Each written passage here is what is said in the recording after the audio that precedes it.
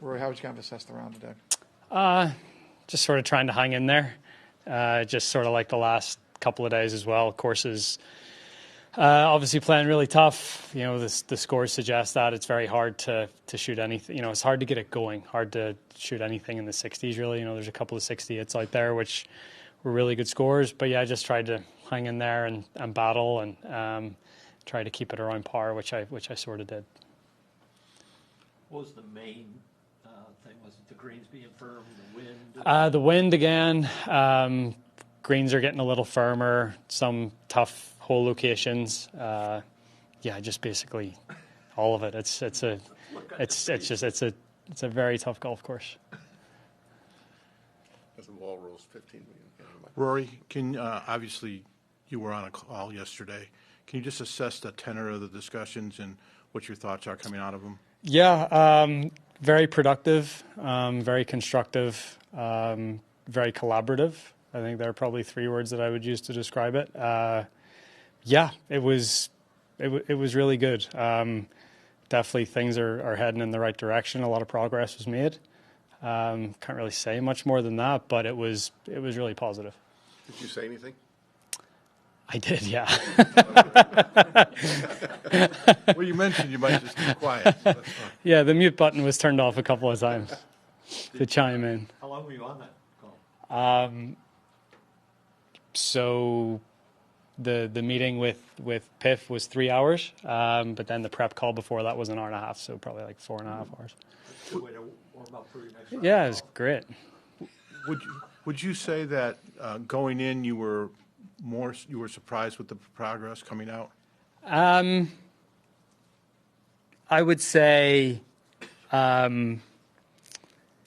maybe not surprised, but maybe more encouraged.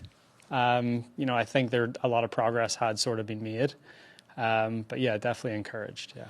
Those 3 calls a week that you had mentioned the other day. Do you think that really actually puts everything together and sets everything up for what happened? In terms of the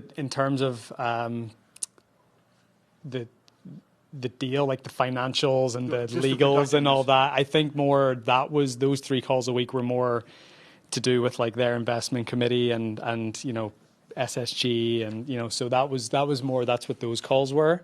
But I think last night was more, you know, talking about the future of the game and the vision, and you know, that was where, you know, I thought, you know, there was a lot of progress that was made. Have you learned anything that you didn't know before? Let me rephrase that. Have you? I mean, has been presented to you that you hadn't heard before? I know a lot more about the Department of Justice. I know a lot more about certain rights in investment deals, but apart from that, vision of the game. Not really. I mean, I think a lot of the things that, you know, we've all sort of been kicking around for the last 2 or 3 years were, you know, similar stuff. Are you getting a sense for what the PIF would like? When we talked to like Webb and Peter before, they seemed, when they went to that meeting in the Bahamas, like they were really kind of a little surprised and maybe even unsure of what they were even after. Yeah, I mean, look, you got to understand, they're a sovereign wealth fund. They invest in companies and in different things, and they want a return on their investment. That's what they want. Doesn't seem like they're getting that at the minute within golf, and this, you know, hopefully, if things progress and we get to, you know, a certain point, then, you know, hopefully, you know, they see a future where that can happen. They can start to get some returns on their money. Can I ask your opinion on a couple things? Sure. Why do you think ratings are down? Your opinion. I think it's a recreational game. I think more people are playing the game. I think people would rather play the game than sit and watch us play. I think, you know, rounds of golf are up. I think golf in general is thriving. I think there's never been a bigger disconnect between recreational golf and professional golf, and I think that's a big part of the reason. Secondly, you're a guy who typically plays before a major.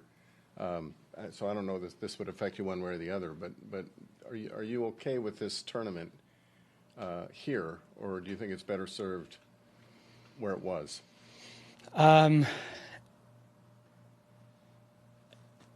For me, personally, I love to play the week before majors. I think it really helps me.